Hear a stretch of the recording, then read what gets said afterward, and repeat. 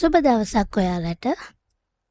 අද අපි බලමු වෙනස්ම ක්‍රමයකට සෝයා මීට් කරි එකක් හදාගන්නේ කොහොමද කියලා. මුලින්ම සෝයා මීට් එක තඹ ගන්න ඕන. හට්ටියක් ලිපේ තියලා වතුර සහ ලුණු එකතු කරගෙන ඒකට සෝයා ටික එකතු කරලා විනාඩි 2-3ක් මද ගින්දරේ තඹ ගන්න. දැන් මේ සෝයා ටිකේ වතුර ඔක්කොම අනිවාර්යයෙන්ම මිරිකලා අයින් කරගන්න.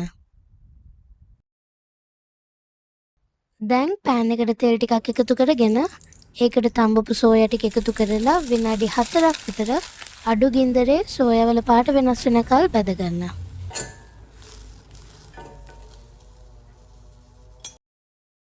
දැන් මේ සෝයා ටිකට මුදවපු කිරි,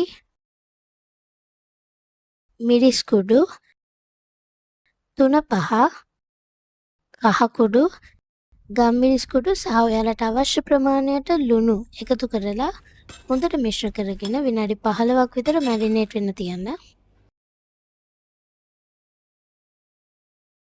දැන් පෑන් එකට තෙල් එකතු කරගෙන ඒකට කරාබු නැටි, ස්ටාර් ඇනිස්, බේ ලීෆ් සහ සූදුටු එකතු කරලා තප්පර 30ක් විතර බැද ගන්න.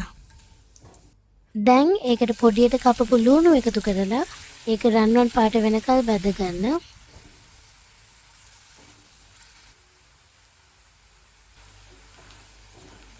මේකට ඉඟුරු සුදු ලුණු පේස්ට් එක සහ අමු මිරිස් එකතු කරලා විනාඩියක් විතර තෙම්පරාදු කරන්න. දැන් පොඩියට කපපු තක්කාලි එකතු කරලා හොඳට තැම්බෙනකල් උයා ගන්න. දැන් මෙන්න මේ වගේ තෙල් පෑදීගෙන එනකොට අපි කලින් මැරිනේට් වෙන්න තියපු සෝයා ටික එකතු කරගෙන හොඳට මිශ්‍ර කරගන්න.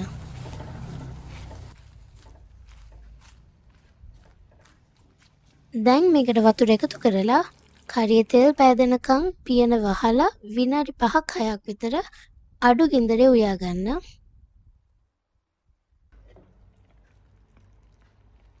අන්තිමට ඔයාලට අවශ්‍ය නම් මේකට පොඩියට කපාගත්තු කොත්තමල්ලි කොළ එකතු කරගන්න පුළුවන්.